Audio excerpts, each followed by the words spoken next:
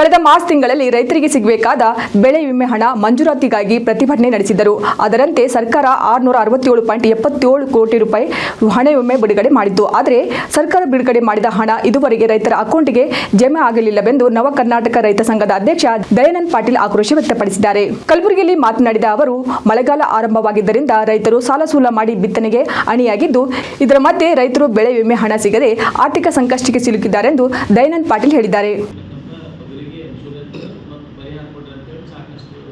ಹೋರಾಟ ಮಾಡಿದಾಗ ಸರ್ಕಾರ ನಮ್ಮನ್ನು ಕರೆಸಿ 667 ಕೋಟಿ ರೂಪಾಯಿಯನ್ನು ಇನ್ಶೂರೆನ್ಸ್ ಮೂಲಕ ಬಿಡುಗಡೆ ಮಾಡಿದೆ ಅಂತ ಪತ್ರಿಕೆಯಲ್ಲಿ ಬಂದಾಗ ಕೂಡ ನಾವು ರಾಜ್ಯದ ಮುಖ್ಯಮಂತ್ರಿಗಳಿಗೆ ಉಸ್ತುವಾರಿ ಮಂತ್ರಿಗಳಿಗೆ ಭೇಟಿ ಮಾಡಿ ಅದೇ ರೀತಿ ಶ್ಯಾಮ್ ಪ್ರಕಾಶ್ ಪಾಟೀಲ್ ಭೇಟಿ ಮಾಡಿದಾಗ ಹೌದು 667 ಕೋಟಿ ರೂಪಾಯಿ ನಾವು ಇನ್ಶೂರೆನ್ಸ್ ಮೂಲಕ ಬಿಡುಗಡೆ ಮಾಡಿದ್ದೀವಿ ಅಂತಕ್ಕಂಥ ಅವರು ಆಶ್ವಾಸನೆ ಕೊಟ್ಟಿದ್ದರು. ನಮಗೆ ಸಂತೋಷದಿಂದ ನಾವು ಕೆಲವು ಶಾಸಕರಿಗೆ ಮಂತ್ರಿಗಳಿಗೆ ಸನ್ಮಾನ ಮಾಡಿದ್ವಿ. ಅದು ನಮ್ಮ ಹುಚ್ಚತನ ಅಂತಕ್ಕಂಥದ್ದು. ಯಾಕಪ್ಪ ಅಂದರೆ ಬಹುಶಃ ನಮ್ಮ ರೈತರಿಗೆ ಇಷ್ಟೆಲ್ಲ ಕೊಟ್ಟರಲ್ಲ ಅಂತ ಖುಷಿಯಾಗಿ ಅವ್ರನ್ನ ನಾವು ಶಾಲೋಚಿ ಸನ್ಮಾನ ಮಾಡಿದ್ವಿ. ಆದರೆ ಆ ಹಣವನ್ನು ಇಲ್ಲಿವರೆಗೂ ಒಂದು ನಯಾ ಪೈಸೆನೂ ಕೂಡ ರೈತರ ಅಕೌಂಟಿಗೆ ಬಂದ್ಬಿಟ್ಟಿಲ್ಲ.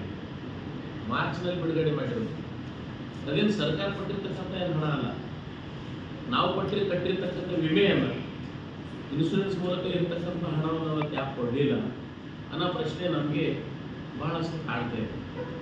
ನಾವು ರೈತ ಮುಖಂಡರಾದಾಗ ಈ ಕಲಬುರಗಿ ಜಿಲ್ಲೆಯ ರೈತರು ನಮ್ಮನ್ನು ಫೋನ್ ಮೂಲಕ ಸಂಪರ್ಕಿಸ್ತಾ ಇದ್ದಾರೆ. ಸರ್ ಇನ್ಶೂರೆನ್ಸ್ ಏನಾಯ್ತು ಬರ್ತಾ ಇಲ್ಲ ಸರ್, ಯಾಕೆ ಬಂದಿಲ್ಲ ಅಂತಕ್ಕಂಥ ಕಳವಳ ವ್ಯಕ್ತಪಡೋದು. ನಾನು ಚಿಂತೆ ಮಾಡ್ತಾ ಇದ್ದೇವೆ, ಎಲ್ಲಿ ಬರ್ಬೋದು ಅಂತಕ್ಕಂಥದ್ದು.